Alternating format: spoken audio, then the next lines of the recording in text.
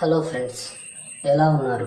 ఈరోజు ఇంకో హర్రర్ స్టోరీతో మీ ముందుకు వచ్చాను. ఇక స్టోరీలోకి వెళ్ళే ముందు మన ఛానల్ని సబ్స్క్రైబ్ చేయండి, అలాగే బెల్ ఐకాన్ని ఆన్లో పెట్టుకోండి. ఇక ఈ వీడియోని తప్పకుండా లైక్ చేయండి. మీరు లైక్ చేస్తేనే ఈ వీడియో మరికొంతమందికి రీచ్ అవుతుంది. ఇక స్టోరీలోకి వెళ్దాం. గుంటూరులో ఒక ముస్లిం ఫ్యామిలీ ఉండేది. అందులో అలీ అనే ఒక యువకుడు ఉన్నాడు. తనకి 26 ఏళ్ళు. బైక్ మెకానిక్ చేసేవాడు. అయితే అలీకి ఒక ఫ్రెండ్ ఉండేవాడు. తన పేరు రేహాన్. తన ఇంట్లో జరిగే అన్ని విషయాలను రేహాన్ అలీకి చెప్పేవాడు. అలీ ఇంటి నుంచి రేహాన్ ఇంటికి ఒక 1/2 కిలోమీటర్ దూరం ఉంటుంది. ఒకరోజు అలీ మెకానిక్ పని చేసుకుని అప్పుడే తన షెడ్ని క్లోజ్ చేస్తున్నాడు. కరెక్ట్గా అదే టైంకి రేహాన్ అలీ దగ్గరికి వచ్చాడు. రేహాన్ అలీతో, రే ఇంటికేనా అని చెప్పాడు. అలీ రేహాన్తో, అవునరా అని చెప్పాడు. ఇక రేహాన్ అలీతో, రే నేను నీకు ఒక విషయం చెబుతాను, సహాయం చేస్తావా అని రేహాన్ అడిగాడు. అలీ రేహాన్తో, రే నువ్వు నా ఫ్రెండ్వి, నీకోసం నేను ఏమైనా చేస్తాను, అదేంటో చెప్పు అన్నాడు. ఇక రేహాన్ అలీతో, సరే ముందు నువ్వు బైక్ ఎక్కు, చెబుతాను అని అలీని బైక్ ఎక్కించుకొని రేహాన్ తన ఇంటికి తీసుకెళ్ళాడు.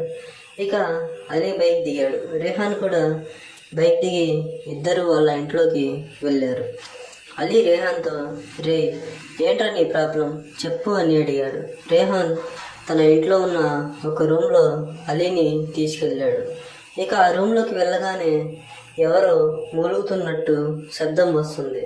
అది రేహాన్తో, ఎవర్రా అది అని చెప్పాడు. రేహాన్ లైట్ వేశాడు. ఆ మూలుగుతున్నది ఎవరో కాదు, రేహాన్ భార్య రేష్మ.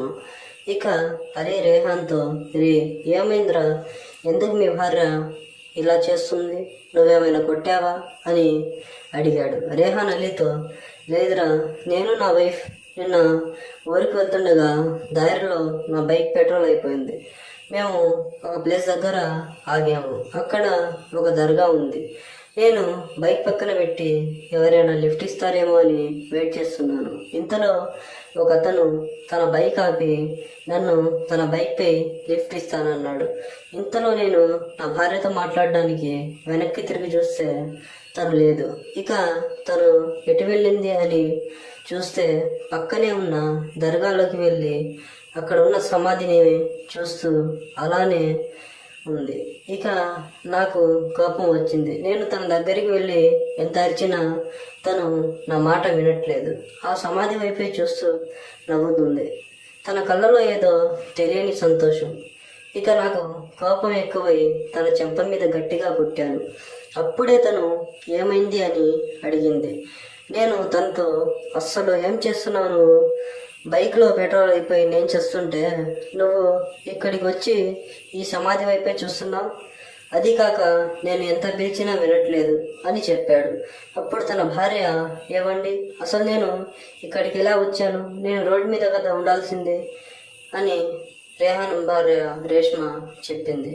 ఇక రేహాన్ తన భార్యతో, నీకు మైండ్ పోయిందనుకుంటా అని చెప్పాడు. సర్లే అని రేహాన్ కోపంగా ఆ బైక్ ఆపిన వాడి దగ్గరికి వెళ్ళి ఆ బైక్పై కూర్చొని తన భార్యని ఆ బైక్ దగ్గరే వదిలిపెట్టి వెళ్ళాడు. ఇక ఎలాగో అలా రేహాన్ పెట్రోల్ తెచ్చుకొని బైక్లో వేసి బండి స్టార్ట్ చేసి రేహాన్ తన భార్య ఇంటికి వెళ్ళారు. ఇక ఆ రోజు నుంచి నా భార్య ఇలా ప్రవర్తిస్తుంది అని రేహాన్ అలీతో చెప్పాడు. ఇక అది విన్న అలీ, సరే ఇది మన వల్ల అయితే కాదు, మీ వైఫ్ని నాకు తెలిసిన ఒక బాబా దగ్గరికి తీసుకెళ్తాను అని చెప్పాడు. ఇక తరువాత రోజు వాళ్ళిద్దరూ రేహాన్ భార్యని తీసుకొని ఆ బాబా ఉన్న ఇల్లుకి తీసుకొని వెళ్ళారు. ఇక ఆయన రేహాన్ వైఫ్ని చూడగానే మీరు బయటికి వెళ్ళండి అని రేహాన్ అలీతో చెప్పాడు.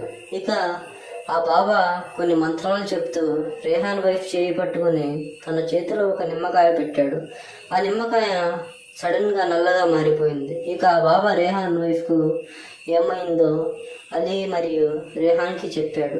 మీ భార్య ఒంట్లో ఒక దుష్ట ఆత్మ ఉంది, అది చాలా భయంకరమైనది.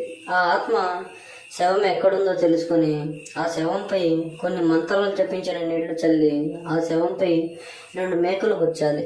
అంతేకాక మీ భార్యని ఒక గదిలో పెట్టి తను ఎటూ కదలకుండా చూడాలి. నేను మీకు ఆత్మ శవం ఎక్కడుందో చెప్తాను అని రేహాన్ అలీతో చెప్పాడు. ఇక ఆ బాబా చెప్పిన ప్రకారం అలీ మరియు రేహాన్ తన భార్యని ఒక గదిలో బంధించి రాత్రి 2ంటికి ఆ శవం ఉన్న శ్మశానంలోకి వెళ్ళారు. ఇక ఆ శవంపై ఉన్న మట్టిని తీసి ఇక ఆ శవంపై మంత్రాలు జంపించిన నీళ్లు పోశారు. అప్పుడు వాళ్ళకి కొన్ని ఏడుపులు వినిపిస్తున్నాయి. ఎవరో అలీ రేహాన్ని పేరు పెట్టి పిలుస్తున్నారు. రేహాన్ భార్య గొంతు వినబడుతుంది. అయినా వాళ్ళిద్దరూ ఆగలేదు. ఆ బాబా చెప్పిన ప్రకారం చేస్తూనే ఉన్నారు. ఒక్కసారిగా ఆ సమాధిలో ఉన్న శవం పైకి లేచింది. ఇక అలీ మరియు రేహాన్ కేకలు పెట్టారు. ఆ భయంలోనే ఆ శవాన్ని 2 మేకలు గుచ్చాడు రేహాన్. ఇక అలీ మరియు రేహాన్ ఒక్కసారిగా దాదాపుగా ఆ సమాధికి 7 అడుగుల దూరంలో పడ్డారు. ఆ శవం కూడా గట్టిగా కేకలు పెట్టింది. ఒక నల్ల పొగ ఆ శవం నోట్లో నుంచి గాల్లో కలిసిపోయింది. ఇంట్లో రేహాన్ భార్య కొన్ని అరుపులు పెట్టింది. ఆ అరుపులకి అక్కడున్న జనం భయపడ్డారు. ఇక రేహాన్ మరియు అలీ ఆ సమాధిని యథావిధిగా పూర్తి చేసి ఇంటికి వెళ్ళారు. ఇక వాళ్ళ భార్యను తీసుకొని మరుసటి రోజు ముగ్గురు ఆ బాబా దగ్గరికి వెళ్ళారు. ఆ బాబా మీ సమస్య తీరిపోయింది, ఏదైనా సమస్య ఉంటే నాకు చెప్పండి అని చెప్పాడు. ఇక అప్పటి నుండి రేహాన్ వేరే ఇల్లుకి షిఫ్ట్ అయ్యాడు.